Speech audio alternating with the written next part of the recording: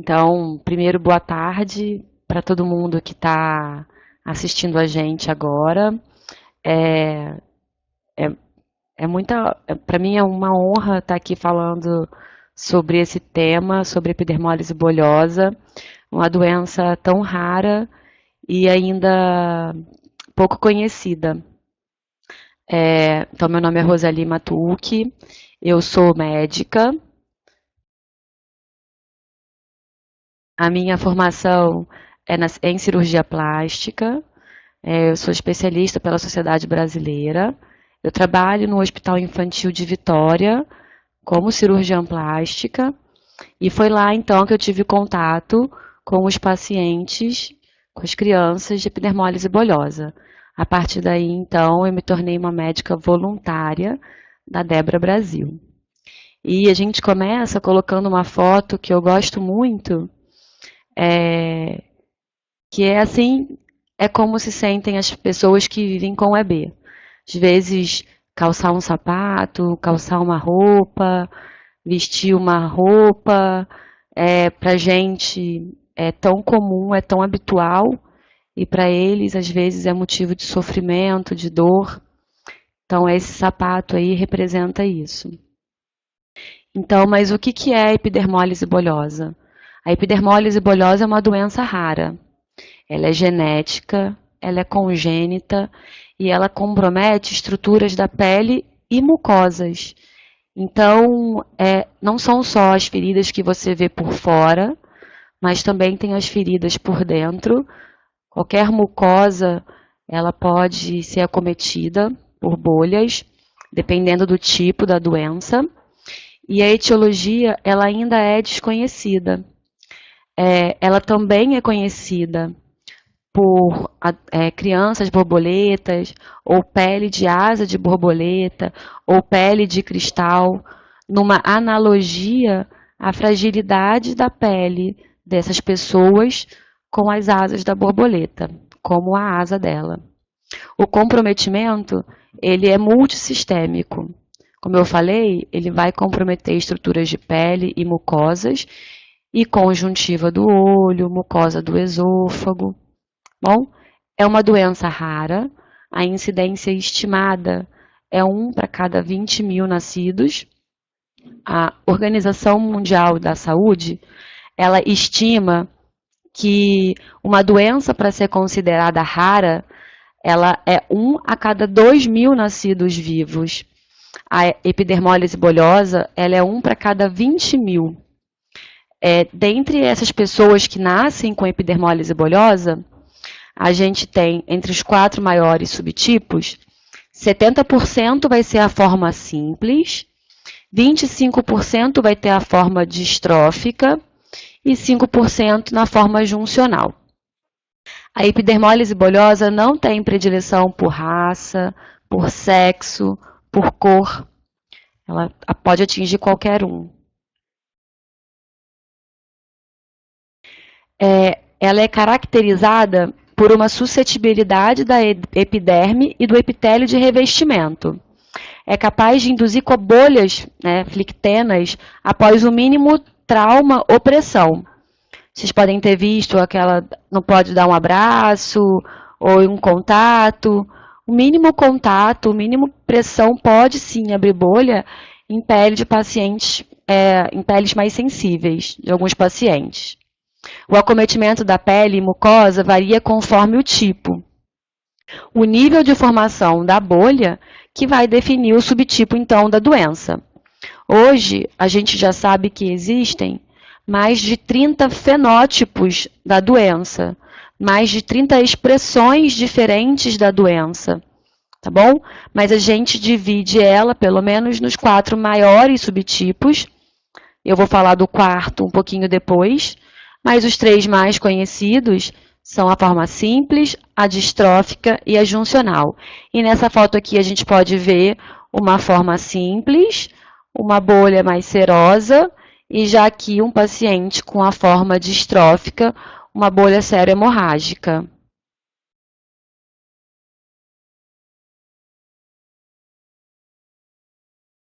Aqui um esquema da pele.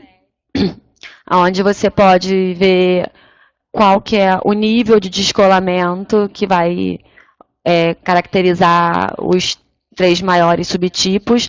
Então, quando o descolamento ocorre dentro da epiderme, ela vai ser uma epidermólise simples. Na camada lúcida, uma juncional. E abaixo da lâmina densa, nas fibrilas de ancoragem, vai ser a forma distrófica. Então, uma classificação atualizada, no quarto consenso de 2014, era muito comum que se conhecesse a epidermólise bolhosa pelos seus epônimos. Em 2014, se sugeriu que acabassem com os epônimos e se classificasse de forma mais específica a doença. Então, a forma simples, ela pode ser localizada, que antes era conhecida como Weber-Cockayne, generalizada, que era mais conhecida como Dowling-Meara, a forma juncional, que são 2 tipos de herança recessiva, vai ter a forma generalizada grave e a outra forma não tão grave, conhecida como não Herlitz. A forma distrófica tem 2 formas de transmissão, a dominante e a recessiva. E o quarto subtipo, que é um subtipo novo, que foi adicionado em 2008, que é a síndrome de Kindler. Então, esse consenso, essa classificação, vai se basear no nível de formação da bolha, se ela vai ser intraepidérmica, sendo então a forma simples, dentro ou abaixo da membrana basal, né, a juncional ou a distrófica. O modo de transmissão, que pode ser dominante ou recessivo. As características fenotípicas clínicas, você pode ter uma doença mais localizada ou mais generalizada. E o envolvimento da doença cutânea e extracutânea, que ela pode ser dividida em leve, intermediária ou severa. Você também pode classificar através do gene específico envolvido. E para isso você precisa de exames que são muito específicos, como a imunohistoquímica e análise mutacional, sendo que um desses é um estudo de pesquisa da Debra Brasil. Então, falando um pouco sobre cada forma, a EB simples, ela vai se caracterizar principalmente por bolhas não hemorrágicas. Você pode dividir na forma localizada ou na forma intermediária e generalizada. A forma localizada é muito comum de se encontrar aqui no interior do estado famílias inteiras acometidas por essa forma. Filho, pai, avô, tio, primo, mais de 4, 5, 6 casos por família.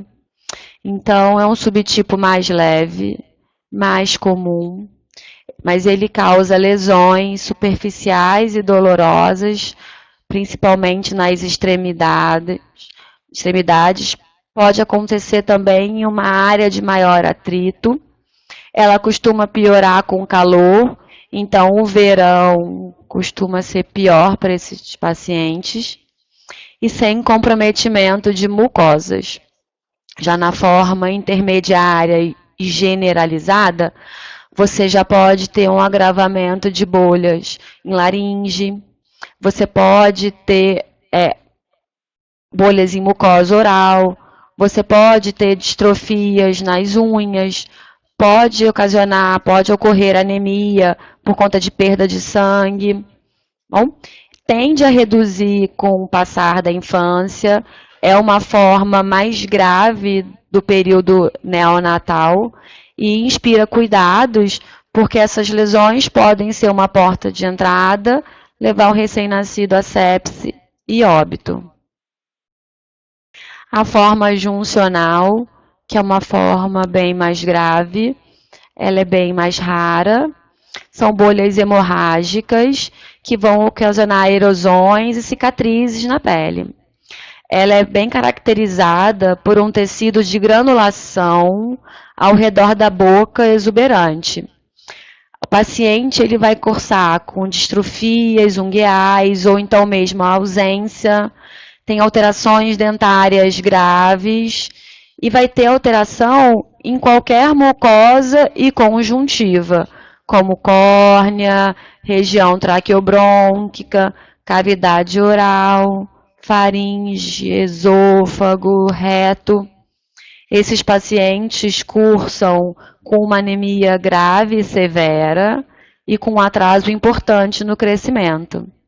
Infelizmente, a mortalidade ainda é muito elevada, mesmo com os cuidados adequados, principalmente durante a primeira infância. Na forma distrófica dominante, já vai estar presente ao nascimento um envolvimento generalizado. Cursa também com bolhas hemorrágicas e vão deixar cicatrizes, ulcerações importantes na mucosa oral e alterações nos dentes, em córneas, conjuntiva, mucosas da boca, como eu falei. Acho que parou o som. Distrofias ungueais. E as manifestações extracutâneas, elas são consideradas raras, exceto a doença do esôfago, a estenose, que é bem mais comum. E aí a gente chega na distrófica recessiva, que apresenta bolhas hemorrágicas, o mesmo envolvimento generalizado, e sempre a gente vai encontrar bolhas e ulcerações da mucosa oral, do tubo gastrointestinal, esôfago, estômago e superfície corporal. Ela evolui com cicatrizes, são lesões profundas, bom? Distróficas e ocasiona estenoses e atrofias. São graves lesões em toda e qualquer mucosa. Então, a mucosa ocular, a oral, uretral, retal, vaginal. Não tem nenhuma mucosa que fica livre de algum risco. E distrofias nas unhas também são bem comuns. Normalmente, esses pacientes não têm nem unhas.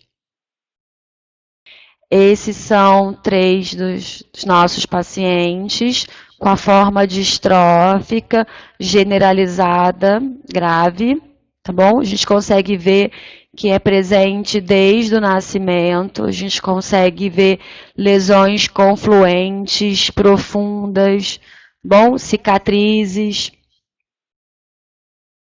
A EB distrófica recessiva também cursa com diversas alterações dentárias e uma maior suscetibilidade a cáries. Ela é devido a má higiene bucal, é difícil fazer a higiene oral adequada desses pacientes, eles sentem dor, muitos não conseguem abrir a boca da forma adequada. Então, a má higiene oral associada à atrofia das papilas, ela acaba cursando com uma suscetibilidade maior a cáries. E eles também cursam com uma microstomia, que seria uma abertura menor da cavidade bucal, e uma anquiloglossia. A língua ela fica mais presa dentro da boca. E nessa foto a gente consegue ver uma paciente com uma microstomia, uma anquiloglossia, consegue ver lesões, úlceras e mucosa oral. E aqui a gente tem uma imagem, uma esofagografia contrastada, mostrando então uma estenose no esôfago. Problema esse bastante comum nos pacientes com esse tipo de epidermólise. A anemia também ela é comum, ela é presente em quase 100% dos pacientes com a forma distrófica recessiva e ela tem um difícil controle. A gente também vai encontrar as pseudosindactilias em mãos e pés. Seriam as mãos e pés em casulo. Isso também é bem característico da forma distrófica recessiva. Esses também são 3 dos nossos pacientes. Então, a gente consegue ver já uma mão em casulo, com acometimento articular, uma mão inicialmente formando um casulo com uma pseudosindactilia e aqui um pé completamente em casulo. Esse tipo de alteração já não é mais operável. A gente tem também as contraturas articulares, comum nessa forma, por conta da cicatrização, por conta da dificuldade de movimento, às vezes pela falta de uma fisioterapia adequada. A gente ainda tem bastante dificuldade de conseguir fisioterapia para esses pacientes. Então, aqui também são 2 dos nossos pacientes, uma contratura articular grave, mas essa mão ela foi corrigida cirurgicamente no nosso primeiro multirão, ano passado. E aqui uma contratura também do cotovelo e da mão, e uma mão completamente em casulo. A EB distrófica recessiva, ela também tem um elevado risco de desenvolvimento de carcinoma espinocelular. Bom, ele cresce a partir dessas lesões que são crônicas, que estão em constante processo de cicatrização e acabam desenvolvendo um carcinoma espinocelular. Por isso que o cuidado com a lesão e o acompanhamento médico adequado, ele é tão importante. E a última síndrome é a síndrome de Kindler. É uma herança autossômica recessiva. Ela é muito rara. Tá? Ela cursa com bolhas e atrofia da pele. Ela pode cursar com distrofia ou ausência das unhas, mas ela é muito caracterizada pela fotossensibilidade, presença de alterações no cólon, como colite e esofagite, e tem um risco aumentado de melanoma, que também é um câncer de pele. Mas as lesões tendem a melhorar com a idade. A gente até o momento não fez nenhum diagnóstico de síndrome de Kindler aqui no estado. EB e os cuidados com o recém-nascido. O prematuro, ele tem um maior risco, independente de ter EB epidermólise ou não.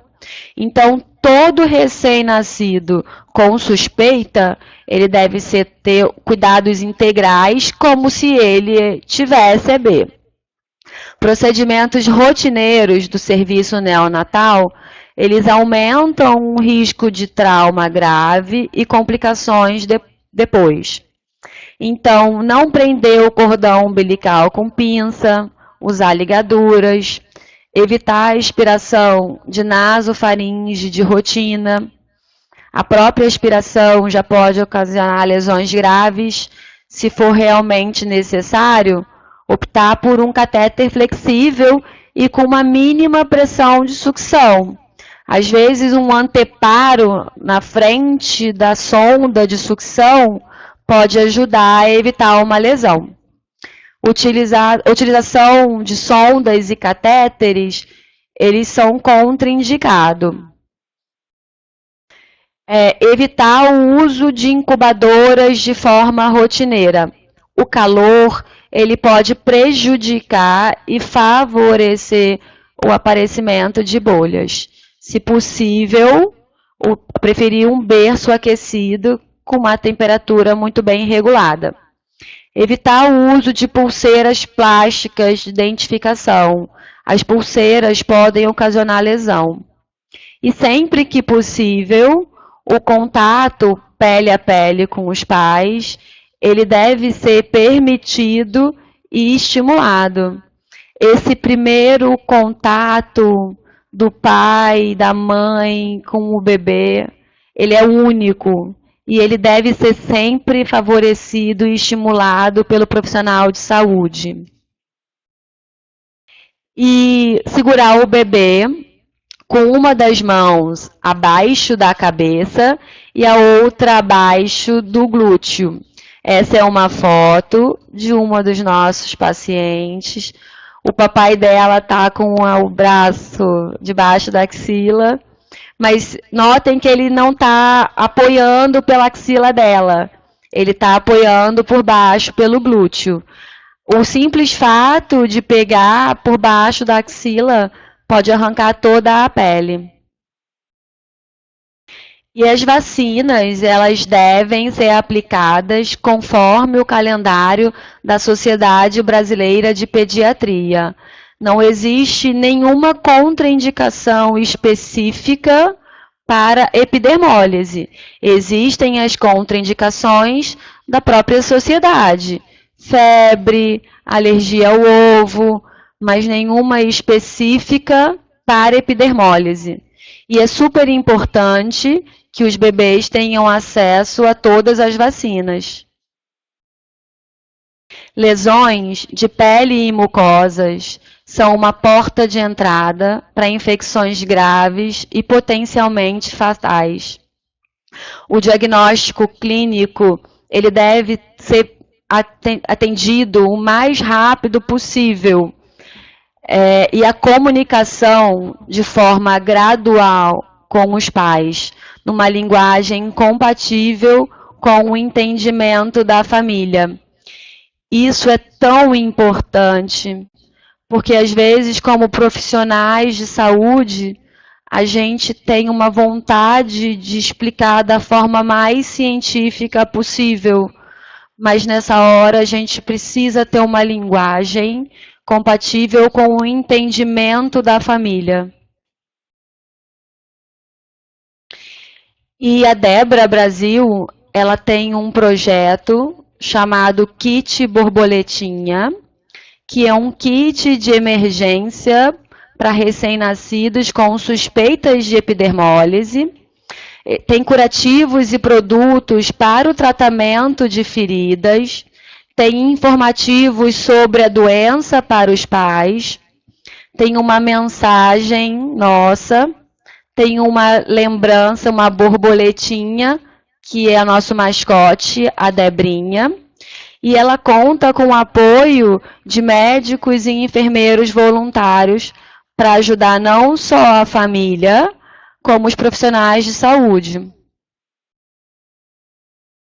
E o diagnóstico? Bom, o diagnóstico até o momento, a maioria deles é feito através da história clínica com o exame físico. A gente não tem disponível a técnica cirúrgica por conta de algumas faltas de como ler imunohistoquímica, algum lugar específico. Não existe um serviço de referência até o momento no estado. Bom, mas o diagnóstico seria através de uma biópsia incisional, que eu preciso tirar toda a bolha, uma parte da bolha, com a pele sã, e essa bolha ela precisa ser recente, não pode ser uma bolha antiga, então ela tem que ter menos de 12 horas ou intencionalmente criada.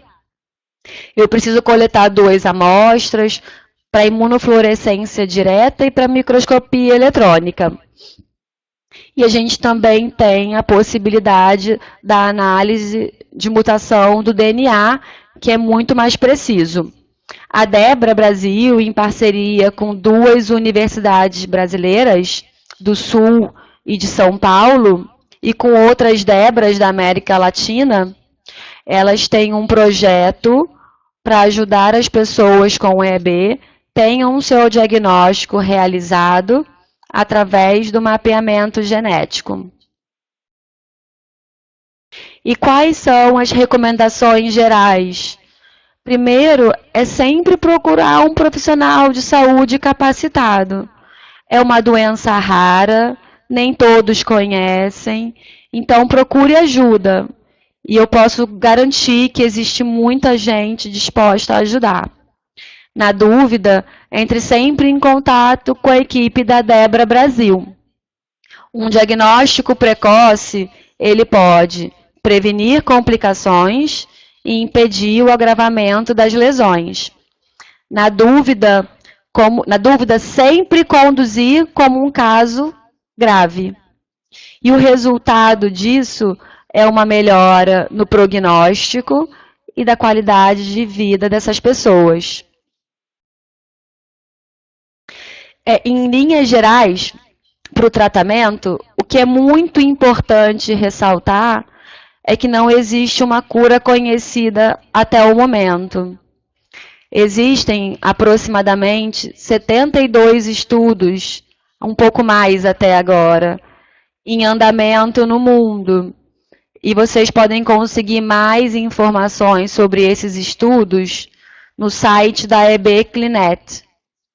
O transplante da medula óssea, que tem sido muito falado, eles são para casos selecionados. Hoje, a gente, no Brasil, só não tem disponível, na verdade, existe um estudo sendo conduzido em São Paulo, e o transplante de pele com células geneticamente modificadas, que saiu no Fantástico há alguns meses atrás, ele foi um estudo até o momento experimental, em conjunto com a Alemanha e Itália, para um caso de EB juncional grave. E para quem quiser mais informação, eu coloquei o link abaixo. A gente tem alguns gargalos no tratamento, e eles são a dor e o prurido, que são difíceis de controlar. A gente tem diversas diretrizes para o tratamento, e essas diretrizes são conduzidas pela Debra Internacional. Existem versões, até o momento, em inglês, existe a versão também em espanhol, versão para o profissional de saúde, e a versão para o paciente, ela está em produção. O acompanhamento interdisciplinar tem que ser sempre a nossa meta. Esse paciente, ele tem acometimento de diversos órgãos e sistemas. Não é possível que um médico só faça todo esse acompanhamento. Nas políticas públicas, a gente tem o que a gente chama de, são pacientes raros e são caros. Então, o desconhecimento leva ao preconceito. E a gente espera que, quebrando essa barreira, a gente consiga, então, uma melhor socialização. Não só dos pacientes, mas também das famílias. Para o tratamento, a gente precisa avaliar todos os aspectos da lesão. A localização, o tamanho, o tipo, o aspecto da secreção. Infecção de feridas sem comprometimento sistêmico, a gente opta por coberturas especializadas. Bom, a gente evita o uso indiscriminado de antibióticos orais, venosos ou na forma de pomadas. Eles vão selecionar a flora residente do paciente e isso pode aumentar a resistência bacteriana. A gente tem 3 fotos, uma paciente nossa mostrando o aspecto da secreção esverdeado. Aqui eu mostro uma lesão crônica, grave, de difícil tratamento. E aqui eu já mostro uma cobertura com prata num pé que estava infectado. Mas a paciente não apresentava sinais sistêmicos. Então, só para fortalecer esse conceito, evite também pomadas de antibiótico e pomadas de corticoide de rotina. O corticoide, ele é um potente anti-inflamatório. E toda a cascata de cicatrização, ela começa com uma inflamação. Quando a gente usa esse tipo de pomada, a gente pode estar prejudicando e quebrando essa cascata. Ele pode sim ser uma opção num caso específico de coceira intensa e de difícil controle, mas sempre acompanhado por um profissional de saúde e por um tempo determinado. Usar coadjuvantes para reduzir a dor durante as trocas e a ansiedade, elas são desejáveis. Dipirona, paracetamol, até o tramadol. As lesões devem ser limpas com solução fisiológica ou com soluções próprias para limpeza de feridas que já existem no mercado. A gente deve sempre evitar o uso de clorexidine ou o uso de povidine nas lesões, ok? Isso pode até piorar a coceira e isso é citotóxico para as células. No caso de tecidos desvitalizados, necróticos, fibrinas, esfacelos, procure sempre um auxílio de um médico capacitado para orientar o melhor tratamento. Bom, e eu sempre coloco embaixo os contatos. E aqui é um esquema de como devem ser drenados os líquidos das bolhas. E por que drenar?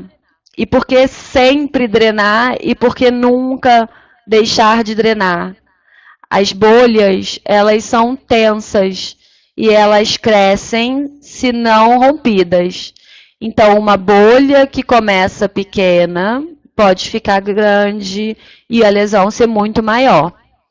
Então, a gente sempre orienta os pacientes e familiares que a hora do banho é aquela hora de procurar as bolhas e rompê-las. Então, o esquema é mostrando uma agulha estéril, ela precisa ter 2 pontos de entrada, bom, para que esse líquido possa escorrer, ok? A agulha vai entrar paralela à pele com 2 pontos. E aí o líquido vai conseguir sair. Para o tratamento das lesões, a gente também tem que escolher as melhores coberturas. No caso de epidermólise bolhosa, as coberturas elas precisam ser não aderentes e favorecer um meio úmido para então otimizar a cicatrização. Esses pacientes, eles não têm uma dificuldade intrínseca da cicatrização. Eles abrem, sim, lesões ao menor troque ou atrito. Eles têm uma anemia que dificulta a cicatrização, mas eles cicatrizam. O nosso papel e o papel das coberturas é otimizar essa função. Então, aqui eu coloquei muitas marcas disponíveis no mercado e que a gente usa nos nossos pacientes aqui. Então, evitar coberturas aderentes como gaze, micropore ou esparadrapo. Ah, mas até aquele micropore que é transpore, que é fininho, que não machuca a minha pele, na sua pele não machuca. Mas no paciente com EB pode arrancar a pele toda. Então, sempre evitar. Utilizar ataduras, bandagens ou redes tubulares elásticas para fixação desses curativos. E aqui tem também 3 dos nossos pacientes mostrando as redes tubulares elásticas, que é possível usar uma atadura, bom? E outras formas de colocar. É muito importante, na forma distrófica recessiva, principalmente, que a gente faça os curativos separando e individualizando cada um dos dedinhos e cada um dos espaços interdigitais. Isso pode evitar uma cirurgia no futuro, tá bom? Evitar as pseudosindactilias e as mãos em casulos. Então, aqui eu também coloco um modelo para confecção de como a gente pode fazer, mas a criatividade é o mais importante. E aqui também tem 2 fotos de 2 pacientes nossos, com 2 coberturas diferentes, e usando desse modelo para individualizar os dedos. É fácil? Não. É bem difícil. Mas é necessário para a gente evitar uma cirurgia no futuro. Então, só para deixar o tópico mais importante, é não utilizar os antibióticos sistêmicos sem sinais clínicos de infecção, que são a febre, a queda do estado geral na criança, é a criança que passou a comer pior, está mais quietinha, bom? É um exame de sangue. E não utilizar antibióticos sistêmicos profiláticos. Ele tem uma lesão, eu posso fazer um antibiótico todos os dias? Não, porque não vai ajudar. Só vai selecionar a flora. E um dia, quando ele tiver uma infecção, porque eles vão ter, aquelas bactérias serão resistentes. Algumas recomendações gerais de como proceder.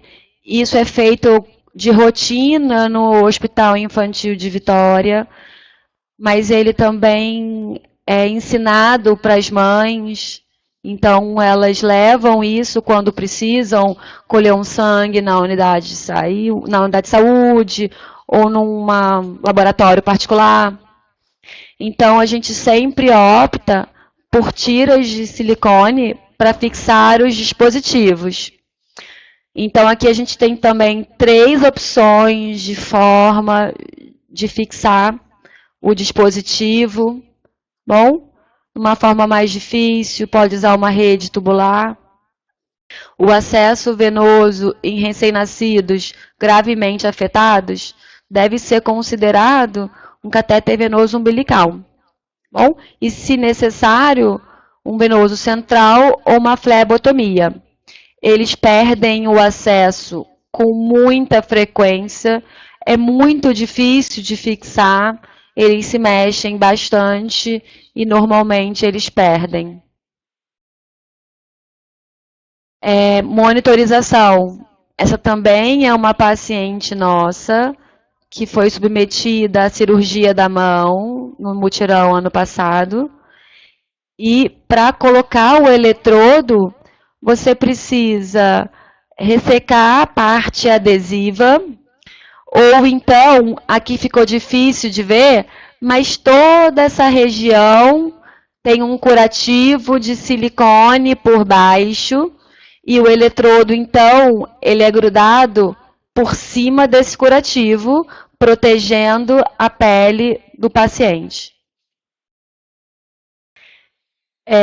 No caso de monitorização, outras, como pressão arterial, oximetria, ventilação com máscara, o conceito é: nunca coloque um dispositivo diretamente em contato com a pele do seu paciente que tem epidermólise bolhosa sem uma proteção adequada. Essa proteção adequada é uma cobertura não aderente, que pode ser uma espuma ou um filme de silicone. E os cuidados com a alimentação? O aleitamento materno, ele deve ser estimulado, assim como aquele contato pele a pele do bebê com a mãe e com o pai. O aleitamento materno, ele tem benefícios que vão muito além somente a alimentação. Então, a gente precisa sempre estimular esse contato da mãe com o bebê. E como evitar, então, de abrir lesão? A vaselina líquida, ela pode reduzir o atrito e facilitar, então, pelo menos tentar reduzir as lesões orais. Sempre que possível, é preferível a alimentação via oral e evitar restrições alimentares. A suplementação de ferro, oligoelementos como zinco, vitaminas, elas devem ser sempre orientadas por um profissional de saúde capacitado, uma nutróloga ou um nutricionista. Os bicos das mamadeiras, eles podem ser amolecidos e os furos podem ser ampliados para facilitar a sucção do paciente. Quanto menos contato ele tiver da cavidade intraoral com o bico, menos lesão. A mamadeira especial de Haberman, que a gente usa também para fenda palatina, por ela possuir um bico longo, ela reduz esse contato e pode acabar evitando algumas lesões. Essa aqui é uma paciente nossa, tomando então a sua mamadeira em casa. E o segmento? A alta hospitalar, ela reduz o risco de infecção. Orientação aos pais, aos cuidadores e aos médicos assistentes é muito importante. É importante também que a gente tenha o envolvimento de assistentes sociais e psicólogos. E isso é tão importante nesses primeiros momentos. E uma equipe especializada nas primeiras semanas após a alta. Então, sempre na dúvida, vocês podem entrar em contato com a Debra Brasil. E o que é a Debra Brasil? É uma associação nacional sem fins lucrativos que visa informar sobre a epidermólise bulhosa. A nossa função é de educação, conscientização e sensibilização. A primeira Debra foi fundada há 40 anos no Reino Unido por uma mãe cujo filho tinha epidermólise distrófica. Ela se uniu a outras mães e formou então a primeira Debra. Hoje as Debras estão presentes em mais de cerca de 50 países ao redor do mundo e compostas por médicos, voluntários, enfermeiros, dentistas, pais, mães, pacientes. A gente tem um cadastramento online para conhecer a realidade do nosso país, que é um país grande, continental. O cadastramento, ele pode, como eu falei, ser feito online, e o objetivo é conseguir unificar um protocolo de tratamento, propor políticas públicas de atendimento e acesso a pesquisas e novos tratamentos. Esses são os dados que a gente precisa para o cadastro. E perto de finalizar, eu queria deixar a mensagem que na ausência de um tratamento curativo, e é importante falar que EB não tem cura conhecida até o momento, o teste pré-natal, em conjunto com um aconselhamento genético apropriado, eles também são uma parte integrante importante do tratamento daquelas famílias em risco. Ou seja, aquele primeiro caso da família, ele é sempre uma surpresa. Mas a partir daí, a gente precisa, então, fazer o segmento da família para que a gente possa fazer esse aconselhamento para as famílias que têm um risco grave. E para finalizar, eu deixo o meu contato, o meu e-mail. Eu sou voluntária da Debra Brasil, mas eu também trabalho no Hospital Infantil de Vitória. Gente, não tem uma referência no estado, mas não é só aqui, são em vários estados. E deixo também o contato da Debra Brasil para que vocês possam tirar mais dúvidas, entrar em contato, sugerir, tá bom? E falar que terão outras palestras, o dentista que atende os pacientes aqui do estado, ele também vai fazer uma palestra bem específica sobre esses cuidados que são super importantes e que a gente pode reproduzir na atenção primária. E quem sabe, futuramente, os cuidados de enfermagem também. Então, obrigada a todo mundo que assistiu.